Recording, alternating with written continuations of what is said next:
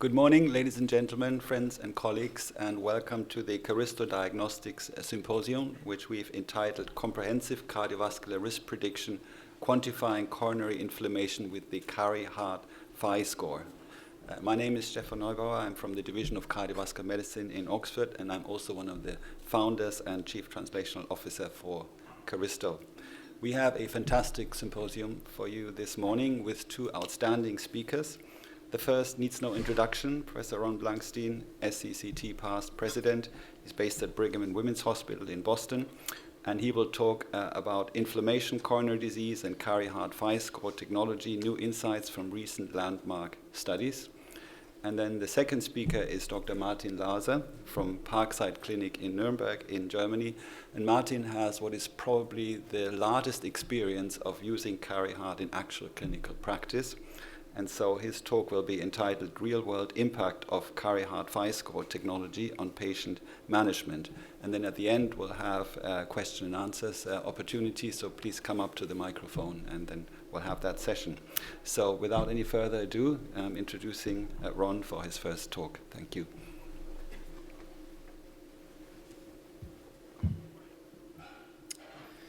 Well, thank you very much. Welcome, everyone. I'm so glad to see so many folks joining us for this early morning symposium. Unless you're from the UK and this is just another noontime meeting. So I get the pleasure of talking a little bit about inflammation and telling you some of the more recent science behind the FAI-Score and the CaRi-Heart technology, which as a preventive cardiologist, I'm very excited about this. And I start with this slide. This is from now decades of studies we have done on patients who have myocardial infarctions in young individuals. And what we have found, and others as well, is that most individuals who have a myocardial infarction at a young age have underlying risk factors. So these patients often come in and they think this is like an event that totally happened out of the blue. How did this happen, to my husband, to my son, to my dad? He or she were the picture of health. And often there's underlying risk factors, and very often they're under-recognized. And I would say that one of the least recognized risk factors is probably inflammation. We don't measure it. We're not really sure sometimes how to measure it and how to treat it. But the science has shown us that inflammation not only leads to the development of plaque, but it can lead to faster plaque progression, and ultimately through causing inflammation in the plaque and a thinner cap and other changes, propensity for plaque rupture. So inflammation is a really bad thing when it happens in our coronary arteries. Further supporting that is the fact that we now have studies that treating inflammation actually reduces cardiovascular events. This was shown in the CANTOS trials with canakinumab, which is an IL-1 blocker. And then more recently was a much simpler agent, which is now approved in the US and Europe, which is colchicine, in the COLCOT trial, which was patients with a recent myocardial infarction. And then in the LODOCO-2 trial, which is patients with stable coronary disease, including those who have plaque on a calcium score. So very good science there that we can actually reduce events. Now, let me ask, how many people here in the audience have used low-dose colchicine? The LODOCO, by the way, is 0.5, but I think you can use 0.6 for coronary disease. Well, this is a sophisticated audience. I think we have like 60%. But if I ask this in many audiences in the US, the numbers are going to be like 10%, 20%. It really hasn't uptaken a lot. And one of the reasons, there's several reasons, is folks are saying, well, how do we know who really benefits from it? We're not quite sure. Should we give it to everyone? And even in the LODOCO-2 trial, it was given without even measuring CRP. So clearly there's a need to identify inflammation. So here enters pericoronary adipose tissue, something that all of us, if we read CT, we look at it all day long, but we probably have no idea what we're really looking at. So the pericoronary adipose tissue, or PCAT, is the fat that surrounds the coronary arteries. The cells there change their structure in response to cytokines that are released when there's inflammation in the coronary artery. And the really interesting thing is that you can begin to detect those changes just by measuring the Hounsfield unit. So a lot of people would say, well, oh, that's simple. I can just measure those Hounsfield unit and I can tell whether there's inflammation. And in fact, some folks, in the radiology world, there's this term fat stranding, and people say, oh, I can just look for that fat stranding. And I say if you're looking for that, it's really kind of the tip of the iceberg, and even then it could be a very misleading tip. So certainly there's many papers, as shown on this slide here, looking at pericoronary fat attenuation, and this is what we would call as like uncorrected PCAT, just looking at the attenuation, and there's different software that can be used for this. And on this slide, showing that actually could work. You actually can discriminate between patients who have events or not, or those who have MI or non-MI, and this uncorrected PCAT works. But it turns out that something that works a whole lot better is FAI, or Fat Attenuation Index. And I want to explain in the next couple slides a little bit more about FAI. But the really exciting thing about FAI, and I should say that this is a major discovery, this is from Harris Antonidis' lab in Oxford that really led to this amazing discovery, is this is a biosensor that it can tell us, is there inflammation in the coronary arteries? So this is kind of like a holy grail, an imaging test that can tell us, is there inflammation in the coronary arteries, something that many of us have been waiting for a long time. But the natural question is, well, okay, what you just shown us PCAT, FAI, what's the difference? That's like a really common question. So let's walk through that on this particular slide. So on the left side here, PCAT, or perivascular adipose tissue, so PVAT, a lot of acronyms here, PCAT and PVAT. And that, as I shown you a few slides ago, has a hazard ratio of around 2 or so for predicting events. However, that signal around the coronary artery can change depending on scan parameters. For example, your tube voltage is a really important one. And when people just measure that and they don't adjust for it, the signal's not going to be as reliable. So when you correct for the scan parameters, you now have the fat attenuation index, or FAI, and now you're going to have a better signal, and associated with that, a higher hazard ratio. You can then obtain the FAI-Score, which means you further correct for various anatomical factors. So depending on which coronary artery, depending on which segment that measurement is made, and also adjusting for demographic factors, age and sex, and that's important because these things do change over time and they're different between men and women. And when you do all that, you get a FAI score, a percentile score, and this is where now there's very important signal in a much more robust hazard ratio. So many papers now on this, but I'm going to, for the sake of time, go straight to the most recent paper, straight to what I think is the most exciting paper. And this is a paper led by Ken Chen, who just won an award for this work yesterday at the opening session, Harris Antonidis and many others. And this is the multi-center orphan study published in Lancet. And I'm going to walk you through some of the key findings from the orphan study. This is a very large registry, over 40,000 patients undergoing coronary CTA in various UK hospitals. And within this study, 2 hospitals had the longest follow-up, nearly 8 years of median follow-up. And in that particular cohort, much of the prognostic data has been established. So first, looking at the kind of demographics here, these are patients who are around the age of 60 or so very common for patients referred for coronary CTA. To the credit of the investigators, nearly half of the patients are women. And when we look at the results of the coronary CTA findings, about 18% have obstructive disease, and the rest do not have obstructive disease, either normal or kind of mild or moderate stenosis. This is actually very similar to almost every other CT registry, right? All our labs that do CT, the number of patients who have obstructive disease is fairly small. Now, we know that patients with obstructive disease, on average, are going to do worse than those who have non-obstructive disease. That's been shown in every single CT registry paper, and it's shown here again. You can see the red curves here are the patients with obstructive disease, and they do worse. That's just a science, because by the time you have obstructive disease, you usually have more plaque. You're further along in your disease.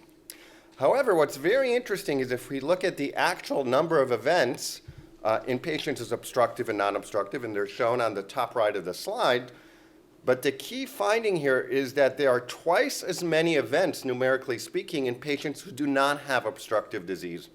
And this is maybe just kind of a mathematical fact. If most patients do not have obstructive disease, most events occur in those who don't have obstructive disease. But this is so important. It sounds kind of obvious, I think, when I say this out loud, but I think it's so important for the field because we all focus on those patients with obstructive disease and we don't focus on the patients who don't have obstructive disease. So now let's look at how FAI is associated with events. So on this slide here, very robust data that FAI predicts future events. So on the top half here of this slide are patients who do not have obstructive disease. On the bottom, those who have obstructive disease. And in each graph here, you can see the quartiles of FAI-Score. Now on this slide, I'm only showing data from the LAD. You can do this for the RCA. You can do this for the circumflex. But in this slide here, shown only the LAD. On the left side is cardiac mortality, a very important endpoint. On the right side is MACE, major adverse cardiovascular events. And one of the key points here is that when we compare to the reference, which is patients in the kind of least inflamed patients, when we compare to them the most inflamed patients in the red curves, we see hazard ratios of approximately 10 for patients with non-obstructive disease for the prediction of cardiac mortality, and about 5 for MACE. These are very strong hazard ratios. If we look at patients with obstructive disease, also similar, perhaps lower hazard ratios. Now I want to explain a key point here because I've gotten recently some questions on this, which is why are the hazard ratios so high here? Okay? Hazard ratios are always relative to a baseline group. So as a group, patients with obstructive disease are always going to have more events. There are higher risks, so the hazard ratios in the most inflamed group is a little lower. Patients without obstructive disease, as a group, they're lower, and if they don't have inflammation, their risk is even lower. But if they're the most inflamed, then the hazard ratios are going to be even higher. So just kind of a key point there. Now, FAI predicts events. One of the important things here, not just in obstructive and non-obstructive patients, but also in patients who have no CAD or minimal CAD, the types of scans that many of us say, well, maybe there's just a little bit of plaque there. These patients who we categorize as CAD-RADS1 when they have minimal plaque, so predictive there, so very important point. And then the greater the number of vessels that are inflamed, the higher the risk. So on this slide here, shown in different colors is whether the number of inflamed vessels is 0, 1, 2, or 3. In red are the individuals who have all 3 vessels inflamed, and they have the highest event rate. Okay, so now another concept from the orphan study is now an AI risk model, also known as the CaRi-Heart risk score. So this is a score now that can predict prognosis, reclassify risk, and has been shown to impact patient management. And this score incorporates 3 different parameters. First is the FAI-Score, which I just showed you. Then there's a plaque burden measure based on coronary CTA. And finally, it encapsulates risk factors. So certainly, if anyone ever wants to create a really good score, you want to use the most data that's available to you.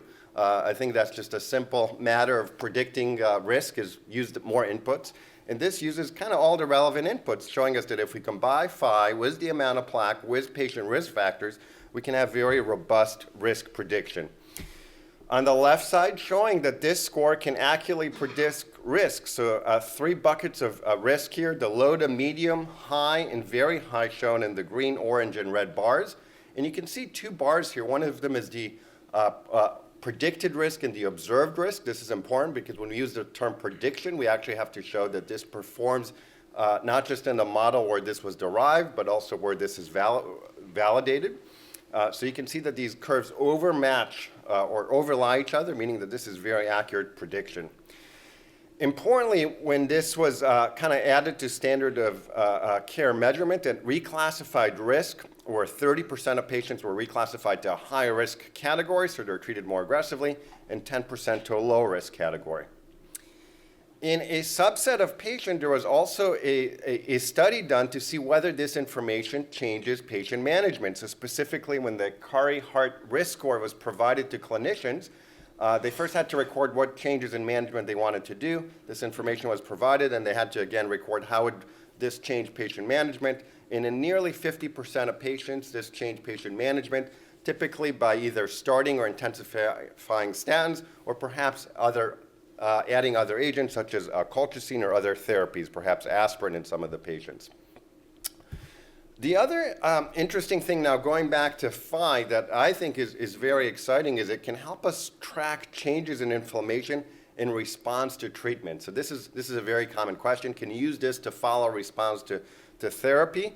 And shown here on the left here is a patient with psoriasis before and after treatment. When you can look at the FAI here, the yellow, just to remind folks, yellow is fairly normal. Red is inflammation, and blue is the most inflamed part. So if we kind of follow this over time, we can see how that patient's response to therapy was that. We, in another study showing how inflammation can go down in post-MI or post-PCI patients, and then also some work showing that FAI can change with statin therapy. So statin therapy alone, I think many people know, can lower inflammation, and that's been shown with FAI as well. Another recent study, which I think is very exciting, this is work that was just published, is a clinical trial looking at anti-oxidized LDL, so also as an anti-inflammatory therapy. And in this particular trial, patients were actually selected based on having inflammation on imaging. But when FAI was then measured at baseline and follow-up, and you can see on the top left here, looking at the RCA, LAD, and left circumflex, there was a significant decrease in inflammation, or in FAI, and correspondingly a decrease in the CaRi-Heart risk score from the white bars at baseline to the red bars. But this was more significant here in the treated patients than in the placebo. In fact, in the placebo, there was an increase. So we see a significant decrease in response to oxidized LDL therapy. So FAI, so I'm going to conclude a couple key findings here. First, FAI is strongly associated with incident cardiac deaths and MACE. The risk is increased in both patients with non-obstructive and obstructive coronary disease. And specifically, we have observed higher hazard ratios in non-obstructive disease, telling us that this can further reclassify risk even more so in patients with non-obstructive disease. The higher the number of inflamed vessels, the higher the risk. So this is important too. You know, we shouldn't just be looking at one vessel and say, is there inflammation only in the RCA? But we should look across all the vessels. Was the more inflammation, the worse. And that's important. That means there's some kind of gradient to the signal there. And then FAI and the AI risk score that we talked about, which is the CaRi-Heart risk, can be added to any coronary CTA now. This actually, one of the kind of secrets is that you don't need to have the world's prettiest, latest coronary CTA. This really can be measured on any coronary CTA. And we can then say, well, in which patients, and I'm giving you here my opinion on this. So first, to identify individuals who have a higher risk of events, who would benefit from more aggressive preventive therapies. And that could be more intense LDL lowering, perhaps that could be aspirin, perhaps that could be a GLP-1 receptor agonist. So any therapy that you would think of for a higher risk patient, so think about this as just being a risk marker. But in addition, also to identify patients who may be more likely to benefit from anti-inflammatory therapies. At least in the US and in Europe now, that means colchicine, but maybe in the future there'll be more agents for that. We have here in the audience Brittany Weber. She's one of our cardiorheumatologists who uses this technique a lot for a lot of her research, so she's maybe going to help us find new agents in the future beyond colchicine. And then the last part where I think this is going to be very useful is to follow response to therapy, not just clinically to see is my patient improving over time, but also in clinical trial development. So thank you all, and we'll turn over to the next speaker.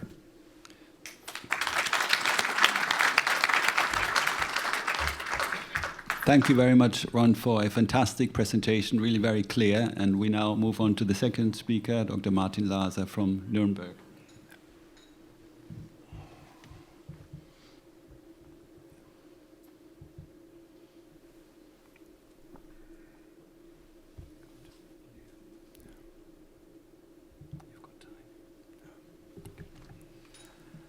Yeah, good morning, everybody. My name is Martin Laser. I'm a cardiologist in private practice in Nuremberg, Germany, and I would like to move on and share some of our real-world experiences with the CaRi-Heart FAI-Score in daily practice.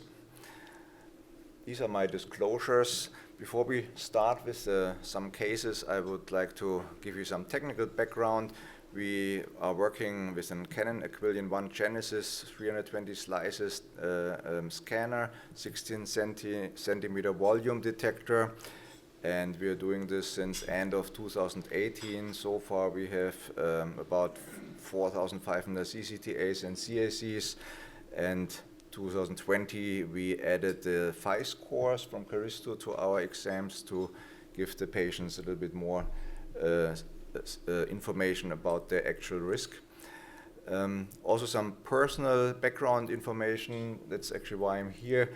1988 I started medical school in Würzburg and joined 1990 Stefan Neubauer's group, so I'm one of his former students for MD thesis. Later I continued in Leiden and some time in Boston, Brigham and Women's, London and Edinburgh to finish my medical school. 96 I went for 3 years to postdoc research time in Charleston, South Carolina, that time still working on cardiac hypertrophy and signaling, and later I continued my cardiology training in Germany and decided actually 2005 to leave the university environment and start my own private practice in Nuremberg, where we added 2018 a CT scanner to have a more efficient work with the cardiovascular patients than before, and so far I didn't regret that step. The next part I want to show you how we actually select patients for the CaRi-Heart analysis. There's actually a large group of patients, as you know, with no or minor coronary artery disease. With the previous information and all the data we have now we know they might be at risk, but so far we couldn't detect it. So we want to know, is there a treatment necessary? And using the FAI-score, we can decide for the patients at the highest quartile who are at the highest risk for event. Medical treatment should be recommended. This group is not so small. There's actually 18% of those low risk or so-called low risk patients at a very high risk with inflammation in this highest quartile. If they're below the 75th quartile in LAD or RCA or below the 95th, which I'm not showing here, for the LCX, we don't need a medical treatment, of course. The other interesting group are the patients with known coronary artery disease. If they come to CT, they usually have suspected progression of the disease. And of course, we want to know, is the current medical treatment sufficient? Again, if they are in the highest quartile with using the FAI-score, we know the treatment hasn't been sufficient so far, and we should increase it or even escalate it. This is also not a small group. Caristo's data have shown 30% are still high-risk patients despite medical treatment. So pretty large group as well. If the FAI-score is below the 75th percentile, we can continue with the ongoing treatment, don't need to change anything. So it's kind of a assurance our treatment was right so far or good so far. A guide to help us make those therapy decisions is from Caristo rather simple. We have basically the chance to decide about the treatment independent from only the morphological changes. Is it no disease, minor or obstructive coronary artery disease? The FAI-score and CaRi-Heart risk helps us to make the decision making. On the left side, you see the low or medium risk patients with a CaRi-Heart calculated risk below 5% and FAI-score below the 75th percentile or the 95th percentile for LCX. Those patients usually don't need any medical treatment if they are patients with minor or no coronary artery disease. And if we find this CaRi-Heart risk is higher between the 5th and 10th 10% and FAI-Score between the 75th and 89th percentile, we know they are actually in the high-risk group and should have a medical treatment which should be started or increased if they already had before. And then we have on the very right the very high-risk patient group with a CaRi-Heart risk calculation above 10% for fatal event in the next 8 years. So if they should already have treatment and either increase their current treatment or add additional treatments like we heard before, colchicine is an option, or aspirin. So this therapy guide helps us to make decisions in the clinical treatment of the patients to finally have a base for decision making. We need a report. The report contains, first of all, the patient information with age, sex, and the risk factors, and additionally the FAI-Score measured in all 3 coronary arteries, which you can see on the left, and the highest FAI-Score on the right, here in the 86th percentile, will be used for the CaRi-Heart risk calculation, which is shown in the report on the right side. Here it's 4.6%. And the FAI-Score 12.7, and below you can see the actual pictures used for the measurements with the perivascular fat and the measurements in Hounsfield units. I would like to move on and start with the first case. That's myself. I'm outing me here, and we used my own case because, of course, it was the first test I did in our CT setup, and since we started the cooperation about 2019, I used that for testing the system, and I was very happy to have nice coronary arteries without any plaque or disease. Also, no dramatic risk factors, blood pressure, and of course the usual work stress.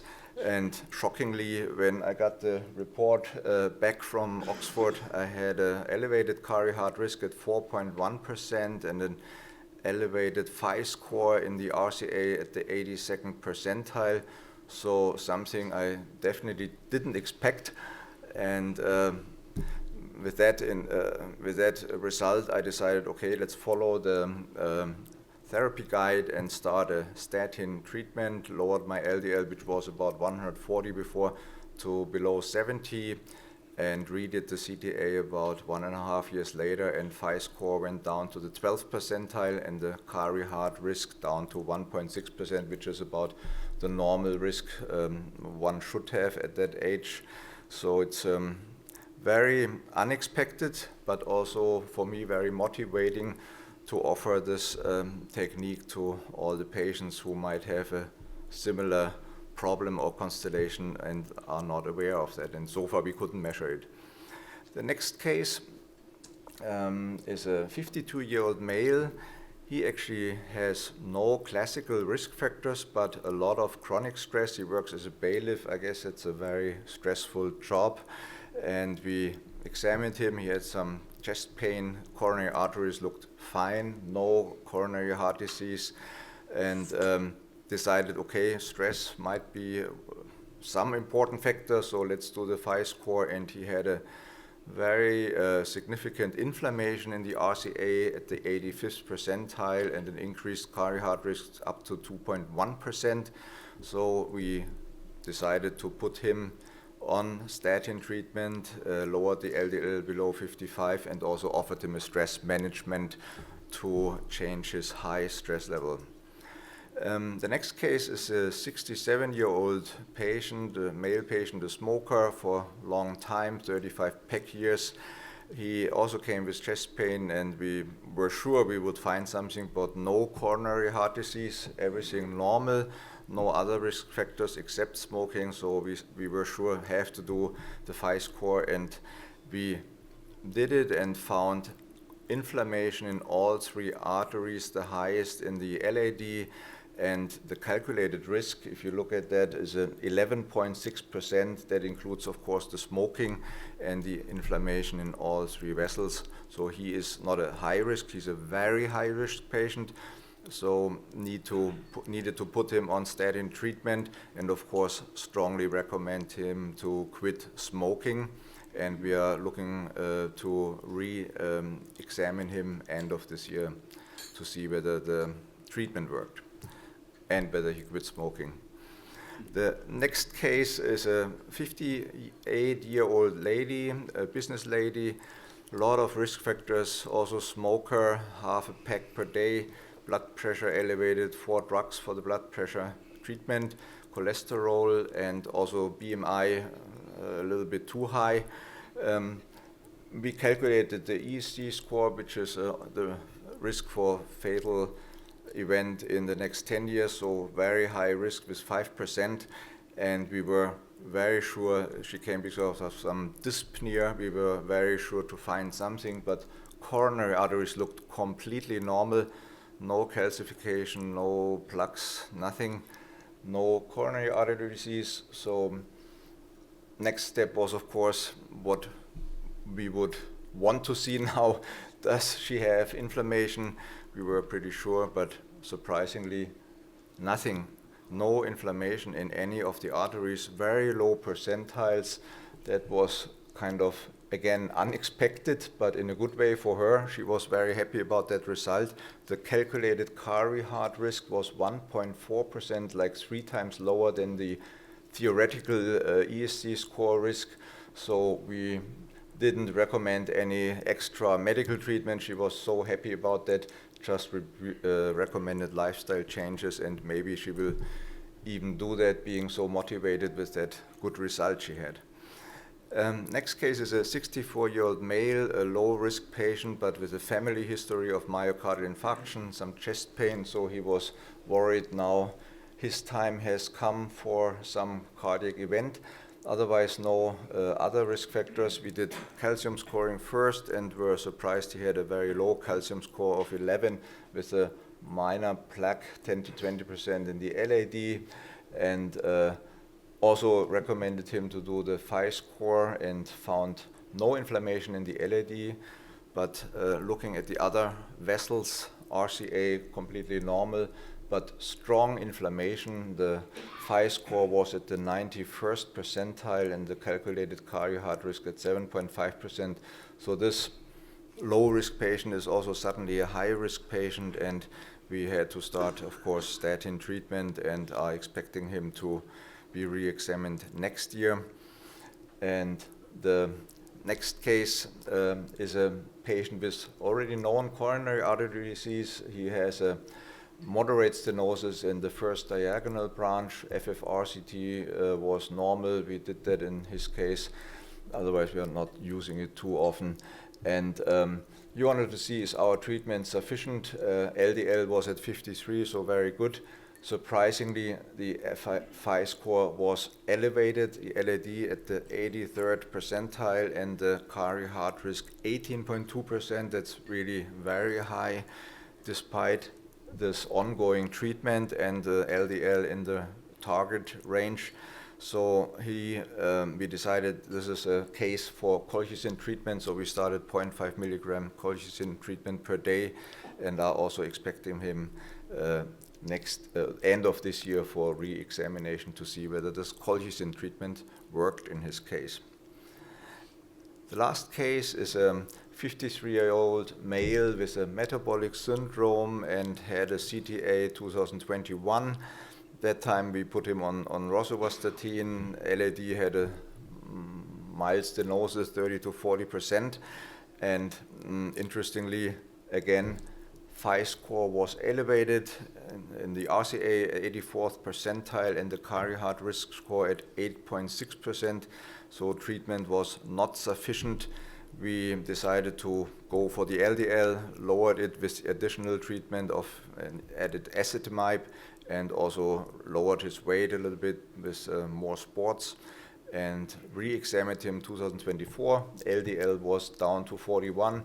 The LAD looked unchanged, no progress, and FAI-Score went down to the 25th percentile, and the CaRi-Heart risk down to 2.9%. So also just with the addition of acetamide, the risk really went down, and he's not a high-risk patient anymore. So in total, we can overview now more than 700 FAI-scores in our practice. 14% had significant inflammation. That's a little bit lower compared to the number I've shown before with 18%, which was from UK. I think it depends on the percent mix you're examining. We found mostly the RCA had inflammation, followed by the LAD and the LCX. Most patients had inflammation in one vessel, 83%, some in two vessels, 14%, and a small number of 3% of the patients in all three vessels we have seen. This is the very, very high risk group having inflammation in three vessels.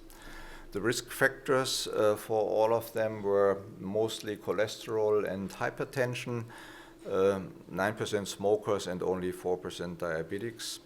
So the impact of using the CaRi-Heart and the FAI-Score in the daily practice is for us very satisfying. We have precise data for decision making and individualized therapy. We have an excellent tool for monitoring therapy efficiency in follow-ups. We couldn't find, interestingly, any differences in the risk factor distribution in the patients with and without inflammation. They both had the same risk factors basically, so that doesn't explain inflammation. The actual drivers of inflammation are not explained by those conventional risk factors.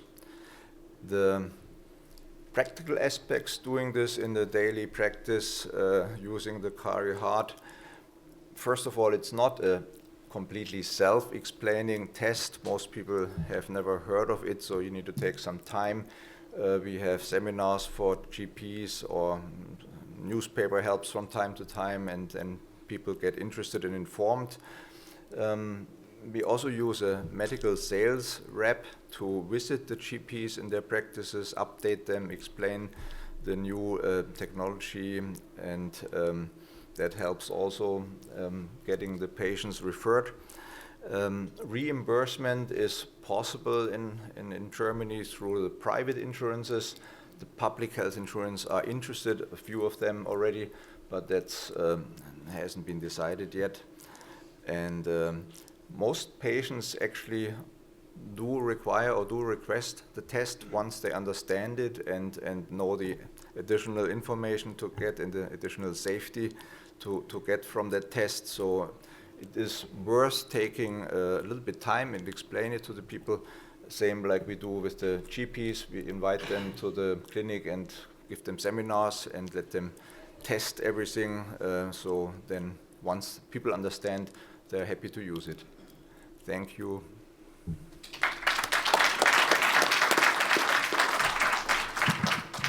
Thank you very much, Martin, for a fantastic presentation with some really illustrative examples of how this technique can work in clinical practice. So now we have some time for Q&A, so please think of your questions and step up to the microphone. It's over there. So please do that, and maybe while you're getting ready, I can start with a question for Ron. I mean, you touched on this in your presentation, but what are your thoughts on how this technology can and should be established in clinical practice, and specifically, would you also potentially see a role in primary prevention and not just in patients with chest pain? Yeah, no, I think that's a great question. I think, as the modality of coronary CTA is gaining more traction in prevention, so certainly right now most of our guideline indications and most of the clinical use is in symptomatic patients. There's certainly use as well in asymptomatic patients as well. There's certain ongoing trials, at least in the field of coronary CT. But I see this as not just a way to tell us who's inflamed, but just who's at risk. If we have a good marker of future risk and we identify those patients, there's many therapies that we can implement. It's actually pretty rare to see a patient who's already kind of on what we really call optimal medical therapy. So I think the role is patients, whether they're symptomatic or asymptomatic, who've had a CT, that we want to get more data on risk stratification. I think that's kind of the big bucket of patients. And beyond that, of course, patients who have underlying systemic inflammatory diseases, to look at how much residual inflammation there is in the heart. Thanks very much. So, over to you. Good morning. Mafusha, Sarasota, Florida. First, congratulations. Excellent talk. This is area of my interest for our group for the last 10 years. And as a matter of fact, I have here this morning 3 abstract, epicardial fat, 776, 79, 81. We showed several things. First, actually the epicardial fat, not only individual, that is what count. If you have epicardial fat above 200, was associated with significant elevation of the biomarker, inflammatory biomarker, and the non-HDL. Those patients who have a high calcium score but no elevated epicardial fat volume have non-obstructive coronary artery disease when we took them to the cath lab with calcium score over 3,000, 5 or 6 of them. What they have all in common, low epicardial fat, high activity, and talking about that, how can you decrease the epicardial fat? Semaglutide, very good and have been reported beside the Colcats and other therapeutic. Did you comment in your study with the elevated perivascular adiposity in single vessel? Have you looked if it correlates with the increased, because whole epicardial fat, which simply you get from calcium score, epicardial fat attenuation. Have you looked at that? Yeah, so in the orphan study, and we have here, of course, the lead of the study, Harris Antonides, one of the important things, and I think I briefly showed it, is the number of vessels that are inflamed. The more the inflammation, the higher the number of vessels inflamed, the higher the risk. I think this actually reminds me of another point that I think is fascinating, especially looking at the cases that was just shown, that, you know, I always thought of inflammation as a systemic process. We measure CRP and we say, yes, there's inflammation in the body. And when we start looking at these cases, you realize that inflammation is not always a global phenomenon. It can be pretty focal. You can see one plaque or one artery that's inflamed and others are not. So this concept, at least that I had, I think, a long time ago, that inflammation is just like it's there or not, is probably not true. It's much more sophisticated than that. But I agree with your comments. I also agree with the GLP-1 receptor agonist as a really nice way in the future to modify some of the adipose depots. We have another question. Excellent session. I just have a couple of questions, and you may have looked into it. So in somebody who has an intermediate or moderate lesion on coronary CTA and FFR is negative, the patient is on optimal medical management, and you see the FAI score is elevated, would you intervene based on the FAI score? That's one question. Second question is, individuals who have coronary microvascular disease, does it add to diagnosis? Thank you. So the first question, intervene, you mean interventional? In terms of intervention, yeah. Would you do that? Great. I think if this was like an interventional cardiology meeting, I'm sure some people will stick their hands and say, absolutely, if there's risk, I'm going to stent that. But my bias is I'm a preventive cardiologist, and I try to keep my patients away from the cath lab. And when you said when a patient is on optimal medical therapy, and I think my definition of optimal medical therapy is often different from at least that of some of the referring physicians who send patients to me. So I feel like we can almost always optimize medical therapy more, because, you know, blood pressure by spray, we can always get like lower and it's better, and the weight better, and lifestyle better, and colchicine. I mean, it's still very rare to see patients in the U.S. on colchicine and modify their glycemic index with GLP-1 and SGL2 inhibitors in some of our patients. So it's actually really, really rare for me to have someone come to my clinic and truly be on optimal medical therapy. So I'll say, yes, I will intervene, but my intervention is prevention. And how about microvascular disease? Is there any data of this index? Yeah, there's so many publications in this field. There has been some association, certainly, with inflammation with microvascular disease.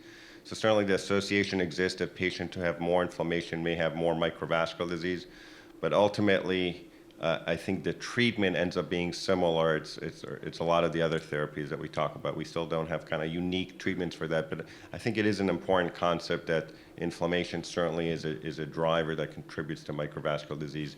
But I would also point that most patients who have microvascular disease also have epicardial coronary atherosclerosis. The two kind of live together. They're not separate. They're rarely separate entities. Great answer. Next question, please. Thank you. My question is technical. When the patient comes back as a follow-up, do you keep the parameter of the scan exactly the same? And the second part of my question is there any study done to show this is scored across platforms? If you scan the patient with a different scanner, do you come to the same result? Because MA and KV, they can change completely, or the amount of the injection, how fast you inject, the duration injection, it can change the Huntsville units around the stuff. Even in the body, I mean, not just the heart. So my question is there any cross-platform studies done, and how much you keep the parameter the same for the follow? Maybe I can answer this. I mean, obviously, if you have the opportunity to keep the parameters the same, you would do that just to keep things simple. But also, Caristo has spent the last 4 years or so to do exactly what you're asking, to provide an AI-guided system that takes into account all these different factors, different vendors, KVs, et cetera, so your result really is the same no matter what the scan settings are and the brand of the scanner. So this is all accounted for. On the same patient? Yeah, as well. Yes, actually we've done a study that is still to be published where we bring the patients back. It's called the VIP study, and where we've done exactly what you're saying. Hey, Next my name is question. Arthur. I'm a fellow at the Brigham. Thank you. Great session, great presentations. Just wanted to ask about patients with no plaque at all, kind of the thoughts behind treating them, because we're very used to plaque being the mediator of risk and kind of very strong predictor of risk, and patients with no plaque at all, no calcium, zero calcium score, no plaque at all. And I believe you treated them actually based on this parameter on FAI. Why not to follow up with another CT? Or just clinical follow-up? Actually, we have quite a lot of patients like you just described, and we would definitely start a treatment. The inflammation is usually the precursor of plaque formation, and treating this precursor will hopefully prevent the plaque formation. On top, we know erosions can be causes of myocardial infarctions. You can't see anything in the CTA. They have a nice vessel wall, but there is an erosion that might cause infarctions. So this is also usually with an underlying inflammation. So I think it's worth treating them. Yeah. And great, thank you. Any evidence you had with this, clinical or kind of more scientific evidence? Well, there's no prospective data on this, but I think we wouldn't want to wait for that with the treatment. Or wait to plaque, not to clinical outcomes. That's what no. The orphan study has shown that even in the patients with no plaque, there's greatly increased risk, and that is what we're treating currently according to the ESC guidelines. Thank you. Thanks. Dr. Berman. Fascinating work and so important. Congratulations to Harris and to everybody who's been behind this. Just a couple of questions that I'd like to ask that go beyond what we talked about. Can you clarify the epicardial adipose tissue relationship to the FAI, and why would the epicardial adipose tissue not be sufficient? I know there's an answer. And the second one is why the difference in the circumflex artery compared to the others? Is there any reason that would be physiologic that would explain having to use a different threshold for the circumflex? Can I maybe just answer the last point first? Those were the initial data from the CRISP-CT study, but now in the orphan study that was published in The Lancet, there is essentially almost no difference between the three vessels. So in the next version of the CaRi-Heart product, you won't see that difference. But we had to go with the data we had, and that is probably just a question of having been slightly underpowered for the circumflex. But the insight now is there is no difference. In terms of the epicardial tissue volume, there is also an effect. It is a predictor, but is much weaker than the pericoronary FAI, and there is a correlation between them, but it's not very strong. I think we have to bring this to a close because it's 7:50 and we need to be out by around this time. So I thank you all for coming. I thank our two excellent speakers, and I close the symposium.